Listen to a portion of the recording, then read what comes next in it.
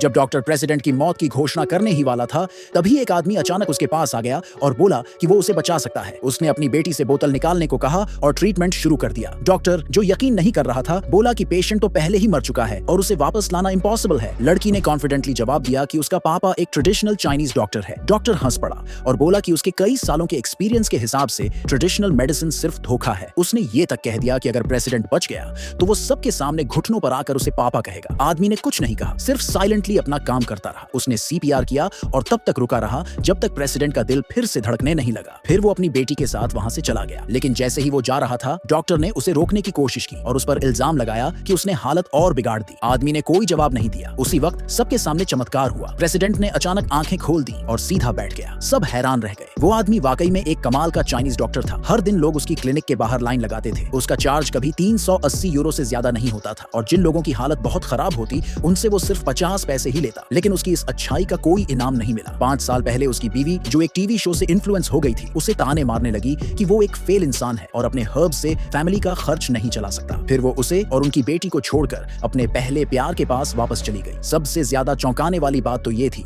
कि जब उस औरत ने देखा कि उस आदमी की दुकान बहुत सक्सेसफुल हो गई है, तो उसने उसे बर्बाद करने की कोशिश की। उसने बीमार होने का नाटक किया ताकि वो उसे ट्रीट करे। बेटी की रिक्वेस्ट और औरत के माफीनामे के आगे आदमी मान गया और ट्रीटमेंट करने लगा। लेकिन उस चालाक औरत ने मौका मिलते ही उस पर इलीगल तरीके से इलाज करने का इल्जाम लगा दिया। उसने अपने एक खरीदे हुए साथी की मदद से उसके खिलाफ पूरा केस तैयार करवाया, जिससे आदमी को अरेस्ट कर लिया गया। इंट्रोगेशन के वक्त अफसर हैरान रह गए। आदमी ने बताया कि उसने 168 मरीजों का इलाज किया है और टोटल 4.5 मिलियन यूरो कमाए, लेकिन फिर भी उसके ऊपर 9 लाख यूरो की कर्ज है। अफसरों को शक हुआ कि वो झूठ बोल रहा है। इतना पैसा आने के बाद घाटा कैसे हो सकता है? लेकिन ये सब सच था। उसने 6 लाख यूरो से ज्यादा रिसर्च और डेवलपमेंट में इन्वेस्ट किए थे और हर ट्रीटमेंट का खर्च ही 2000 यूरो से ऊपर था। बाकी के खर्चे मिलाकर उसका नुकसान समझ आ गया। आखिर में अफसरों ने उस पर यकीन किया और उससे कहा कि वो अपनी बेल भरने के लिए किसी को बुलाए। उसी दौरान प्रेसिडेंट की सेक्रेटरी को उसके बारे में पता चला। जब प्रेसिडेंट को मालूम पड़ा कि उसी ने उसकी जान बचाई थी और अब वो जेल में है, तो वो तुरंत जेल पहुंच गया और सेक्रेटरी को कहा कि पूरा सच सामने लाओ। जांच में पता चला कि उस आदमी की एक्स वाइफ को एक राइवल ग्रुप ने पैसे देकर उसे फंसाने के लिए भेजा था। वो ग्रुप उसके ट्रीटमेंट्स का सीक्रेट हथियाना चाहता था। उन्होंने झूठे पेशेंट्स भेजे जो उसे परेशान करते रहे। लेकिन प्रेसिडेंट ये सब नहीं सहने वाला था। उसने तुरंत उस आदमी को बेल पर छुड़वाया